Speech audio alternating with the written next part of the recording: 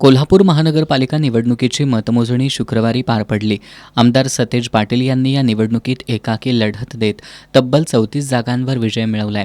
या निवडणुकीत कसबा बावडा इथल्या प्रभाग क्रमांक 1 मधील काँग्रेसचे नवनिर्वाचित नगरसेवक सुभाष बुचडे, पुष्पा नरुटे, सचिन चौगले, रुपाली पोवार धामोडकर यांनी कुटुंबियांसमवेत, तर प्रभाग क्रमांक 5 मधील काँग्रेसचे नवनिर्वाचित नगरसेवक अर्जुन माने, विनायक कारंडे, माजी महापौर स्वाती येवलुजे यांच्यासह अन्य नवनिर्वाचित नगरसेवकांनी भेट घेतली.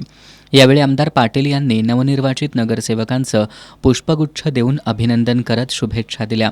कोल्हापूर शहरासह ग्रामीण भागातील विविध पक्ष संघटनांचे पदाधिकारी, कार्यकर्त्यांनी कोल्हापूर महानगरपालिकेत मोठं यश मिळाल्याबद्दल आमदार पाटील यांना शुभेच्छा दिल्या.